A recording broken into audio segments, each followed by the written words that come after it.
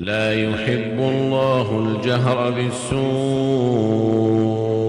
من القول إلا من ظلم وكان الله سميعا عليما إن تبدوا خيرا أو تخفوه أو تعفوا عن سوء فإن الله كان عفوا قديرا. Bismillahirrahmanirrahim. Assalamualaikum warahmatullahi wabarakatuh. Innal hamdalillah nahmaduhu wa nasta'inuhu wa nastaghfiruh wa na'udzu billahi min shururi anfusina wa sayyiati a'malina may yahdihillahu fala mudilla lahu wa may yudlil fala hadiya lahu. Asyhadu an la ilaha illallah wahdahu la syarika lahu wa asyhadu anna Muhammadan abduhu wa rasuluhu la nabiyya ba'dah. Amma ba'd. Kita teruskan kajian tafsir tafsir juz ke-6 dan kita sampai di surat Al-Maidah ayat ke-49. 48 ya. 48 insyaallah sampai ayat 50. A'udzu billahi minasy syaithanir rajim. Bismillahir rahmanir rahim.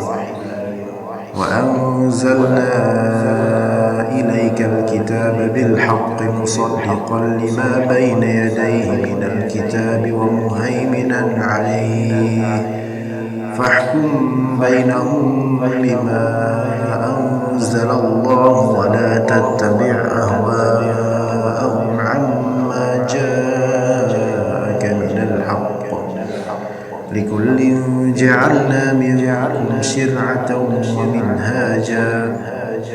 Walau syaa Allahu laja'alakum ummatan wahidatan walakin liyabluwakum fima ataakum fastabiqul khairat ila Allahi marji'ukum jami'an fayunabbi'ukum bima kuntum fihi takhtalifun. وأن احكم بينهم بما أنزل الله ولا تتبع أهواءهم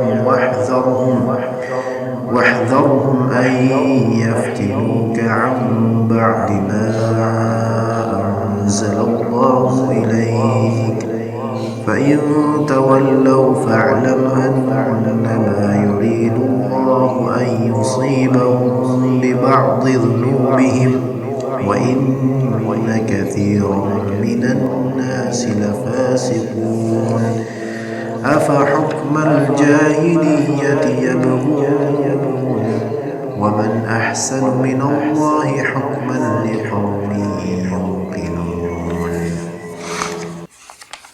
Kata Allah Azza wa Jalla, wa anzalna ilaikal kitaba bil haqq. Kami telah turunkan kepada engkau wahai Muhammad al-kitab. Al-kitab di sini berarti al-ahdiyah zihniyah. Ahdiyah zihniyah yang dimaksud dengannya adalah Al-Qur'an. Jadi Alkitab ini bukan jinsiyah, bukan istighraqiyah, melainkan ahdiyah zihniyah, maksudnya adalah Al-Qur'an. Kami telah menurunkan kepada engkau Al-Qur'an bil haqq, dengan al-haq, dengan sebenar-benarnya, dengan kebenaran. Musaddiqan lima baina yadayhi minal kitab. Hal dari kitab ini sebagai musaddiq, yaitu yang membenarkan apa yang ada di hadapannya dari Alkitab.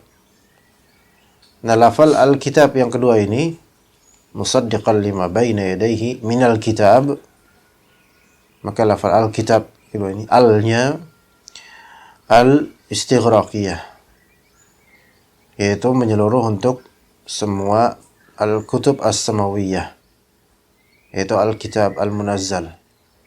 Jadi Alkitab yang pertama dengan Alkitab yang kedua secara fungsi al itu berbeda.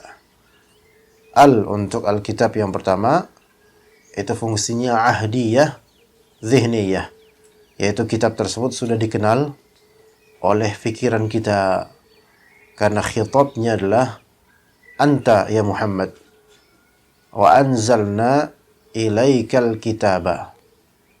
Maka dengan qarinah atau indikasi khitabnya adalah Nabi Muhammad sallallahu alaihi wasallam, maka Alkitab yang dimaksud diturunkan kepadamu di sini adalah Al-Qur'an. Adapun musaddiqan lima baina yadayhi minal kitab, Alkitab yang kedua ini, maka dia istighraqiyah, yaitu mencakup seluruh kitab yang Allah Ta'ala turunkan selain Al-Quran. Ya, jadi Al-Quran ini sebagai pembenar apa yang sudah berlalu dari kitab-kitab samawiyah yang Allah Ta'ala turunkan. Jadi hal pertama untuk Alkitab sebagai musaddiq, pembenar, bukan pembatil terhadapnya. Pembenar terhadap apa yang memang murni dalam Taurat, Injil, dan seterusnya. Dan hal yang kedua, wa muhaiminan alaih. Al-Quran ini sebagai muhaimin terhadap Alkitab As-Samawiyah yang pernah Allah turunkan sebelum Al-Quran. Apapun itu. Nah, sekarang yang perlu kita pelajari makna dari muhaimin menurut ahli tafsir dari kalangan salaf. Apa makna dari muhaimin itu sendiri?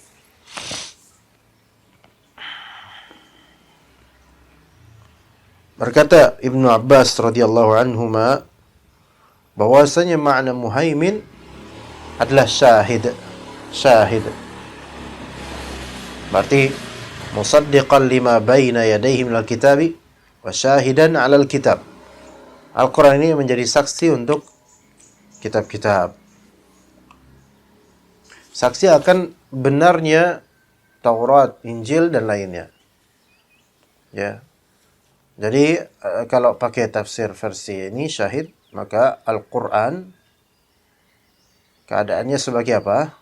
Musaddiq sekaligus syahid. Ya. Yang membenarkan sekaligus saksi atas kebenaran kitab-kitab samawiyah yang Allah Ta'ala turunkan. Kemudian ada juga pemahaman lain atau pemaknaan lain dari sebagian ulama salaf atau ulama ahli tafsir, bahwasanya makna dari muhaimin di sini adalah qadhi. Qadhi, sebagai qadhi, itu sebagai pemutus hukum, sebagai hakim. Sebagai hakim untuk seluruh kitab-kitab samawiyah. Yang mana kitab-kitab samawiyah lainnya memiliki perbedaan dari beberapa hukum syariat, karena setiap nabi atau setiap rasul memiliki perbedaan di beberapa cabang syariat. Maka keberadaan Al-Quran menjadi hakim, seolah-olah hakim yang mengetuk palu, dan itulah yang harus dilaksanakan pada saat ini. Jadi ketika antum mendengar makna qadha, yang qadha di sini maknanya adalah sesuatu yang diputuskan oleh sang qadhi, maka ini disebut sebagai mulzim, yaitu sesuatu yang mulzim. Ya. Apa bedanya ra'yun, fatwa, sama qadha? Ra'yun yaitu qaul, pendapat. Ya. Nah, ra'yun, pendapat, qaul, ya, itu hanyalah pendapat yang kadang awam manusia bisa mengucapkannya, sehingga tidak perlu didengar, nggak masalah. Qaul, pendapat, ra'yun. Apa bedanya dengan fatwa? Fatwa biasanya keluar dari mulut alim. Nah, ini fatwa. Namun fatwa ini tidak memiliki konsekuensi ilzam. Tidak memiliki konsekuensi ilzam. Yaitu tidak mengharuskan orang untuk mengikutinya dari segi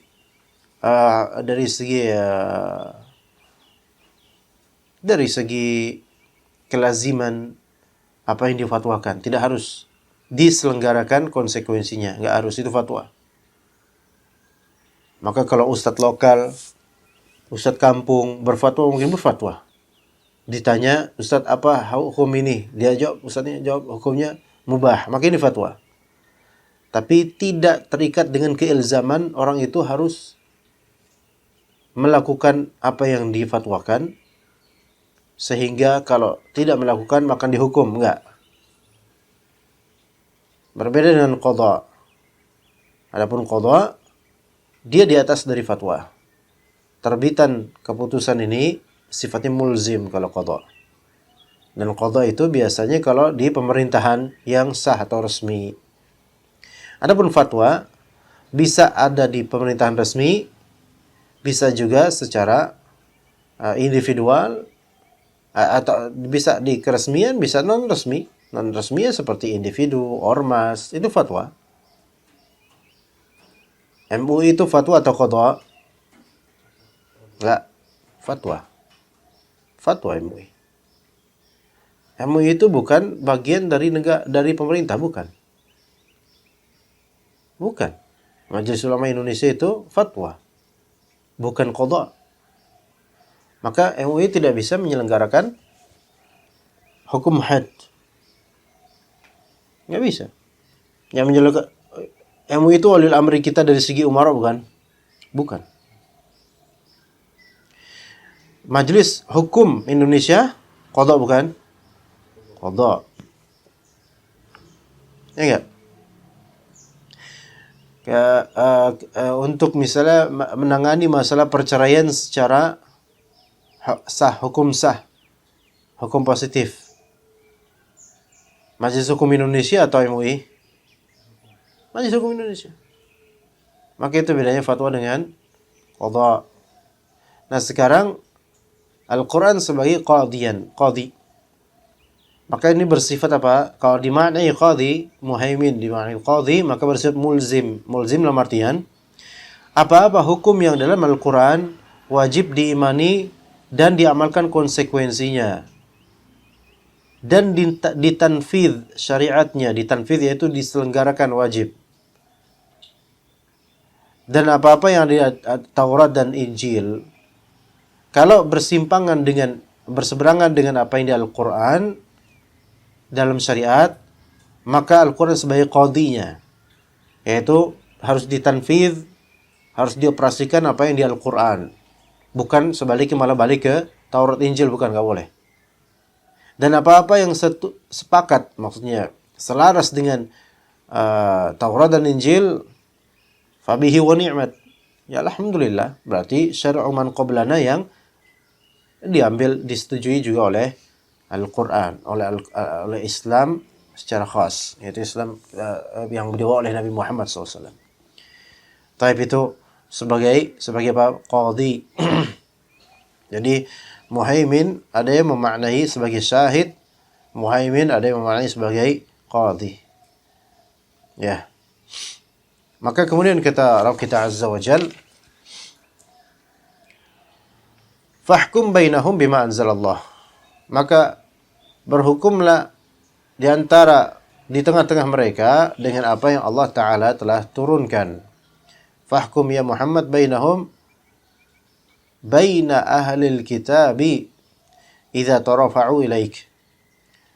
Yaitu berhukumlah engkau wahai Muhammad antar ahli kitab kalau mereka tarafa'u ilaik. Apa arti tarafu'? Tarafu' itu artinya meninggikan diri. Ya, jika orang-orang ahli kitab meninggikan diri terhadapmu, maka berhukumlah engkau dengan apa yang Allah Ta'ala turunkan. Nah, maksudnya bima anzalallah di sini apa? Al-Quran. Ya, memang lafalnya bima anzalallah, isim mausul ma di sini zahirnya umum, dengan apa yang Allah turunkan. Kan apa yang Allah turunkan kan banyak, At-Taurat, Al-Zabur dan seterusnya, Zabur dan seterusnya. Tetapi al-muradu bihi al-khas, yaitu Al-Quran. Yang dimaksud di sini adalah Al-Quran, karena disesuaikan dengan konteksnya. Fahkum bainahum bima anzalallah. Konteksnya ini khitabnya ke Rasulullah SAW. yang diturunkan oleh Allah Ta'ala melalui Rasulullah SAW adalah Al-Quran. Kepada Rasulullah SAW adalah Al-Quran. Maka berhukumlah dengan Al-Quran. Belum lagi kemudian Al-Quran ini sebagai muhaimin, sebagai qadhi terhadap kitab-kitab sebelumnya. Maka berhukumlah dengan Al-Quran, wahai Muhammad. Kalau misalnya orang-orang Yahudi bertarafu', meninggikan diri mereka padamu. Atau bisa juga tarafu' di sini artinya mengangkat hukum atau mengangkat permasalahan kepada Nabi Muhammad untuk berhukum. Itu pernah terjadi beberapa kali. Nanti ada ceritanya. وَلَا تَتَّبِعْ أَهْوَاءَهُمْ عَمَّا جَاءَكَ مِنَ الْحَقِّ. Dan janganlah engkau mengikuti hawa nafsu mereka, orang-orang ahli kitab, daripada apa yang datang kepadamu dari kebenaran. Di kalimat wala tattabi' ahwa'ahum amma ja'aka minal haqq ini ada faedah yang besar dan pelajaran yang perlu dicermati terutama oleh kita yang berdakwah baik di masyarakat atau keluarga. Ittiba'ul ahwa versus ittiba' al-haq di sini. Ya. Jangan engkau mengikuti hawa nafsu mereka dibandingkan apa yang datang kepadamu dari kebenaran. Maka cuma ada dua pilihan.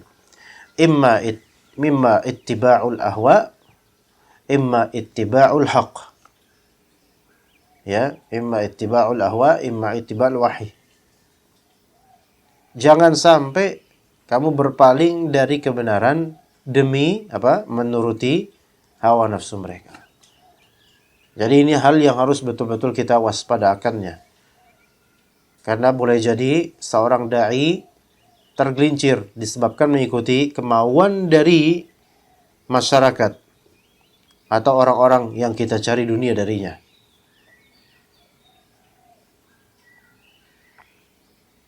Ya, padahal itu bertentangan dengan wahyu atau kebenaran.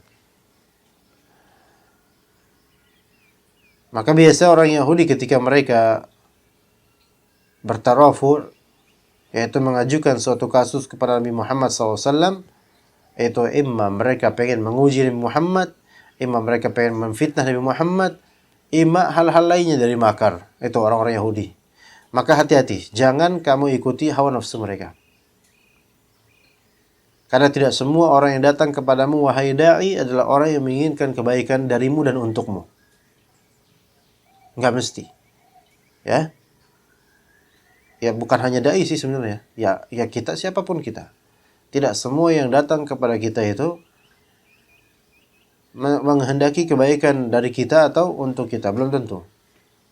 Sebagaimana tidak semua orang Yahudi atau tidak semua orang yang datang kepada Nabi Muhammad SAW itu menghendaki kebaikan dari Nabi Muhammad atau untuk Nabi Muhammad, enggak mesti.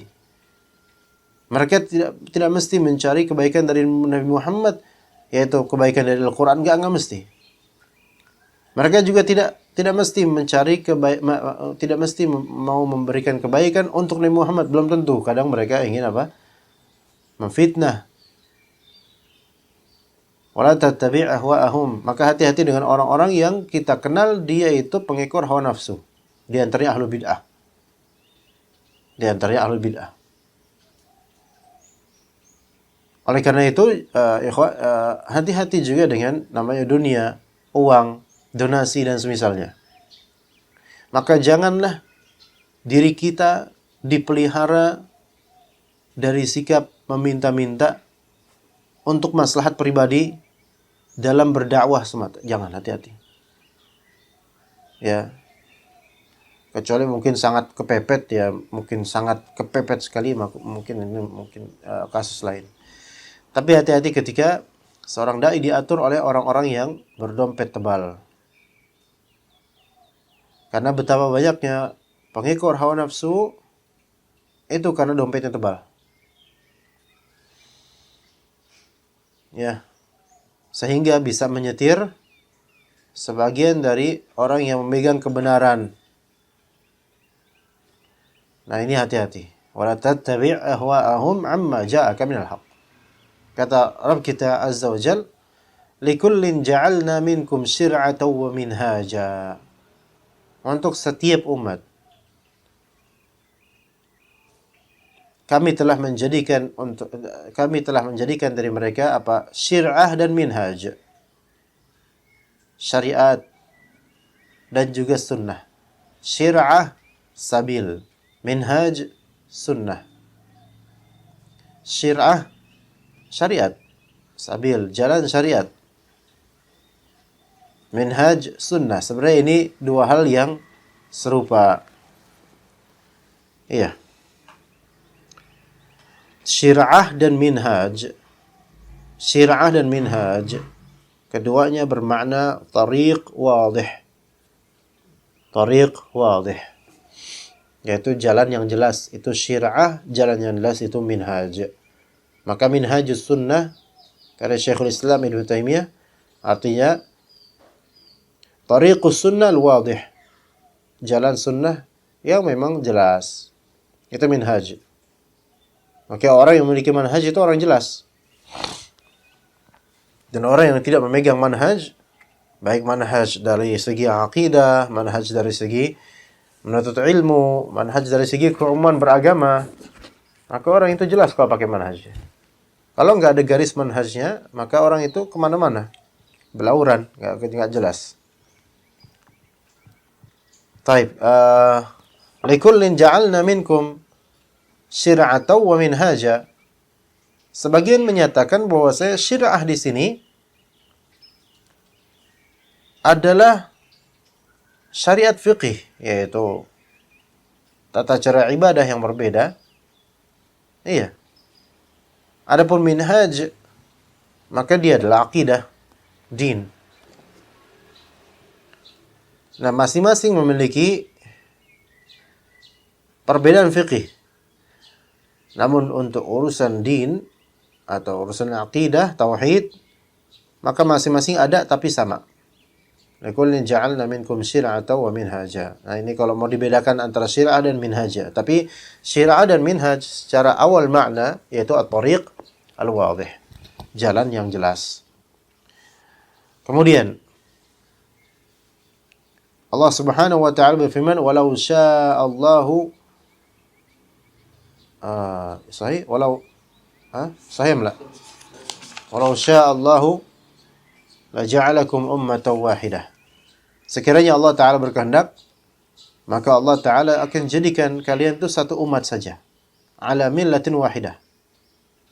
Ummatan wahidah ala millatin wahidah dalam artian dari segi akidah sama, itu jelas semuanya, dan dari segi ibadat itu juga sama. Kalau Allah Ta'ala ingin, sebenarnya gampang bagi Allah Ta'ala untuk menjadikan dari Nabi Adam sampai Nabi Muhammad syariatnya plek sama semua. Tetapi walakin liyabluwakum. Tapi kenapa kok Allah Subhanahu wa taala tidak menjadikan syariat antar rasul itu sama satu paket atau satu format seluruhnya total? Enggak, Allah Ta'ala enggak begitu kan. Kenapa? Walakin liyabluwakum fima atakum. Tujuannya Allah Ta'ala ingin liyakhtabirakum, yaitu menguji kalian fima atakum minal kutub. Menguji kalian perihal pengamalan kalian terhadap apa yang datang pada kalian atau apa yang datang kepada kalian dari kitab-kitab samawiyah. Di kitab Taurat diperintahkan untuk apa? Beriman kepada Nabi Muhammad SAW. Tapi karena ternyata ada beberapa hal dalam cabang ibadah yang berbeda antara Bani Israel dengan Islam versi Nabi Muhammad SAW, maka kemudian banyak orang-orang dari kalangan Bani Israel nggak mau menerima karena ini beda nih. Nah, ini terjadi apa? Ujian untuk mereka. Mereka sebenarnya jujur nggak mau mengamalkan Alkitab. Jadi jadi semua orang yang mengklaim dirinya beriman, pasti Allah Ta'ala akan uji keimanannya. Ya. Dan setiap orang yang berbicara, maka Allah akan uji dengan pembicaraannya. Maksudnya berbicara tentang faedah. Maka Allah akan uji. Siapapun yang berbicara tentang ilmu, tentang akhlak, tentang ibadah, maka Allah akan uji dia sesuai dengan perbicaraannya itu. Ya, bukan berarti kita tidak boleh ngajar, bukan. Tapi ya Allah Ta'ala menginginkan bagi orang-orang yang jujur peningkatan derajat dengan sesuainya mereka dengan apa yang diucapkan. Dan Allah Ta'ala ingin membongkar orang-orang yang berdusta, omong doang, ya, dengan fitnah dan ujian, agar terlihat siapa yang jujur dan siapa yang berdusta. Fastabiqul khairat. Istibaqul khairat, yaitu mubadarah ilal a'mali salihah.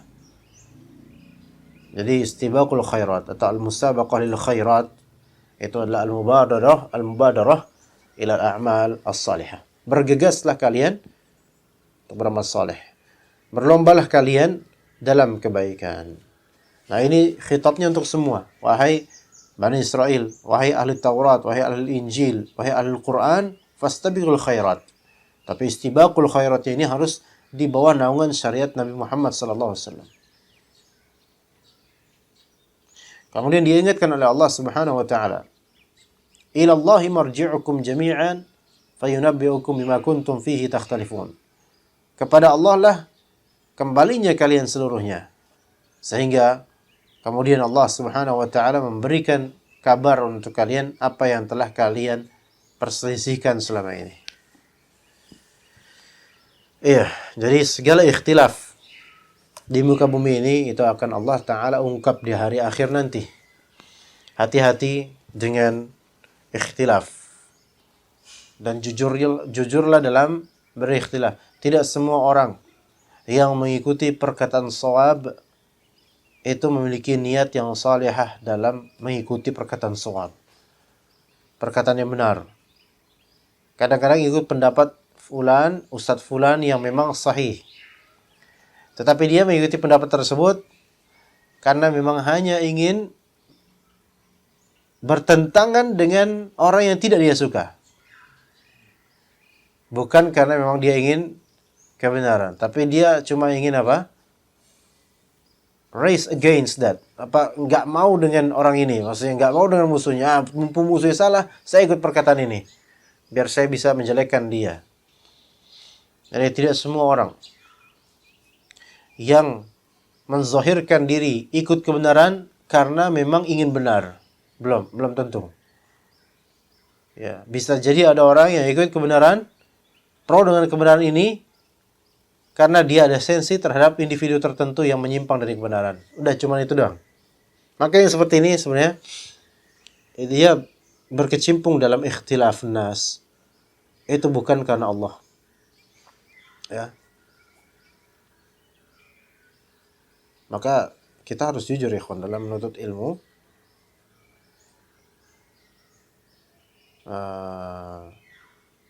Terjadi khilaf di antara fuqaha atau di antara ulama atau di antara tulabul ilm. Kita memilih pendapat yang menurut kita lebih benar. Tapi bukan karena memang kita pengen kebenaran. Hanya saja karena haji mumpung saya bisa berselisih dengan fulan. Ya. Kesempatan nih buat ngejatuhin fulan. Mumpung dia lagi salah. Taib. Kemudian kata Allah Subhanahu wa taala, "Wa anihkum bainahum bima anzalallahu wa la tattabi' ahwa'ahum." Lah, lagi-lagi diingatkan oleh Allah. Dan hendaklah berhukum di antara mereka dengan apa yang Allah Ta'ala turunkan. Lagi-lagi diingatkan. Wa la tattabi' ahwa'ahum. Jangan kamu ikuti hawa nafsu mereka. Wahdharhum ay yaftinuka 'an ba'di ma anzalallahu ilaika. Hati-hatilah oleh engkau terhadap mereka. Bahwasanya boleh jadi mereka ingin memfitnahmu daripada sebagian yang Allah Ta'ala turunkan kepada engkau. Yaitu kisahnya diriwayatkan oleh Ibnu Abbas radhiyallahu anhuma. Ada beberapa ru'asaul Yahud, yaitu dedengkot Yahudi, di antaranya Ka'ab bin Asad, Abdullah bin Surya, Syash bin Qais. Mereka itu ru'asaul Yahud. Mereka diskusi. Yuk kita ke Muhammad yuk SAW. Siapa tahu kita bisa memfitnah agama dia. Ya. Maka mereka datang kepada Muhammad kemudian berkata, "Ya Muhammad, qad arafta anna ahbarul yahud wa ashrafuhum." Kamu kan sudah tahu, kami bertiga ini adalah ulamanya Yahudi dan orang yang paling beken di Yahudi. Wa inna in ittaba'naka lam yukhalifna al-yahudu. Kami ini kalau misalnya mengikuti engkau wahai Muhammad, tidak ada orang Yahudi yang bakal menyelisihi kami. Maksudnya, faham maksudnya? Yang namanya kan petinggi kaum. Kalau misalnya ngikut Nabi Muhammad, pasti yang lainnya ngikut kan? Wa inna bainana wa bainan nasi khusumatin. Atau khusumat sahih. Wa inna bainana wa bainan nasi khusumatin. Gini ya wahai Muhammad. Ini bohong nih, bohong. Mereka bohong. Mereka mengarang cerita. Kami ini bertiga punya beberapa perselisihan dengan beberapa orang. Padahal nggak ada. Fanuhakimuhum ilaik. Ya. Atau mungkin aja ada, anggaplah ada perselisihan memang antara 3 orang ini dengan pihak lain. Fanuhakimuhum ilaik. Maka kami pengen berhukum, menyerahkan hukum ini kepada engkau wahai Muhammad. Faqdi lana alaihim nu'min lak. Ini jumlah syartiyah namanya. Ya. Faqdi lana alaihim. Tolong iqdi lana alaihim. Perhatikan kalimat iqdi lana alaihim. Qada li dengan qada ala. Apa bedanya qada li dengan qada ala? Mana yang menguntungkan qadanya? Qada li atau qada ala? Faqdi lana alaihim. Nu'min bik. Berikanlah hukum yang mana lana yang menguntungkan kami, alaihim yang merugikan mereka, yang merugikan khisamnya kami, yang merugikan musuh kami itu. Nu'min bik, kami akan beriman kepada engkau. Faham nggak maksudnya? Tadi di sini ada misalnya kalau ada seorang hakim, kemudian ada orang yang terdakwa, dia bilang, wahai Pak Hakim, cincailah, bisalah diatur, ya. Bisa ya? Ini maksudnya. Faqdi lana alaihim. Nu'min bik. Kalau misalnya engkau ya Muhammad berhasil mengalahkan mereka, keputusan engkau berhasil mengalahkan mereka dan meninggalkan kami akan beriman kepada engkau. Ini janji mereka. Gimana?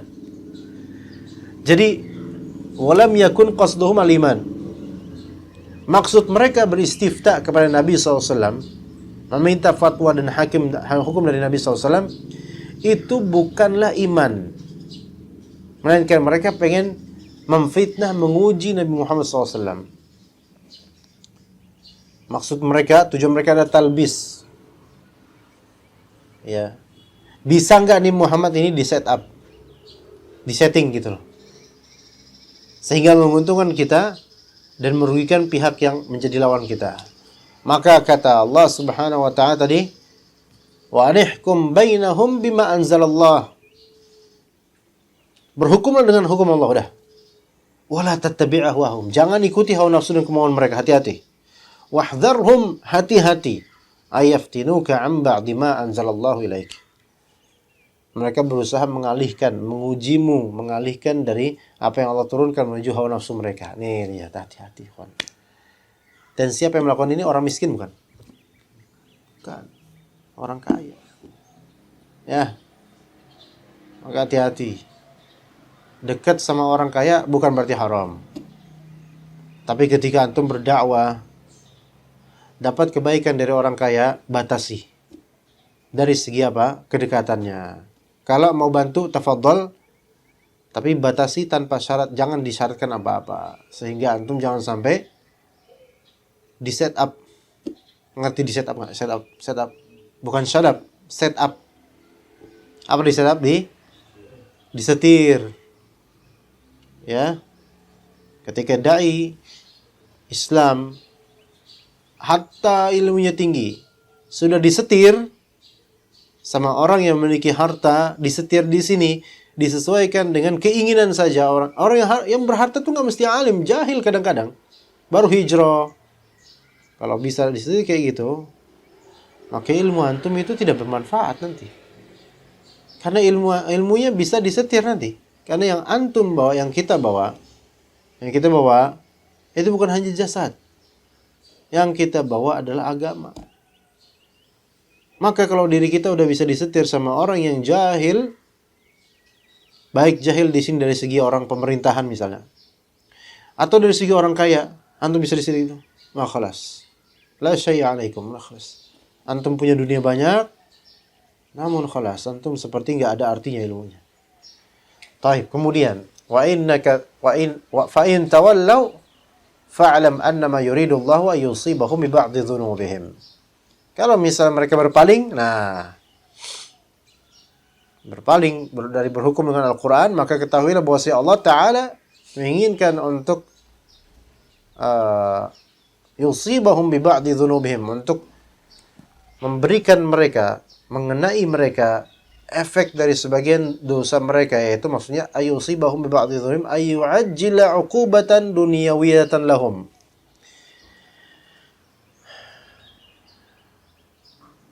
Di sini ada faedah ikhwan, bahwasanya berpaling dari kebenaran Al-Quran itu akan menyebabkan seseorang terkena hukuman duniawi. Dan hukuman duniawi itu nggak mesti miskin. Cukuplah orang terperdaya dengan kekayaannya sebagai hukuman duniawi buat dia. Ya, gitu. Wah, masya Allah. Fadal. Jangan di rumput, hati-hati, kotor.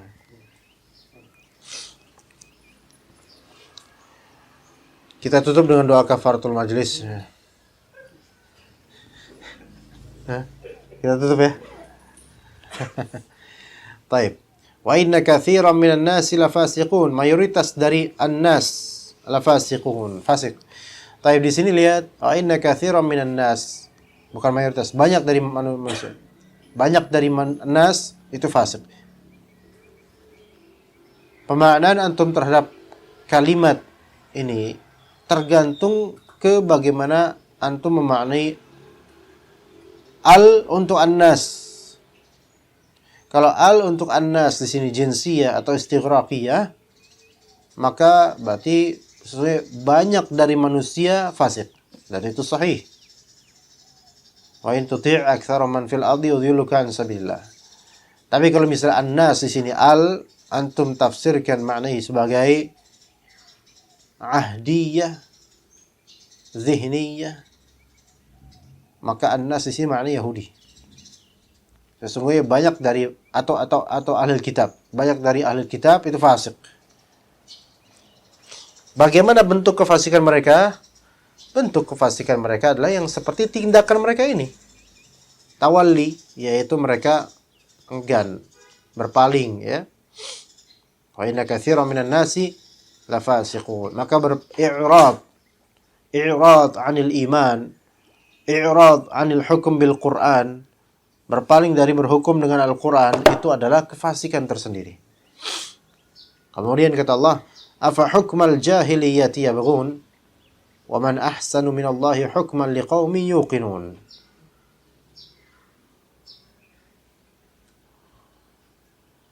Apakah hukum jahiliyah yang mereka itu cari?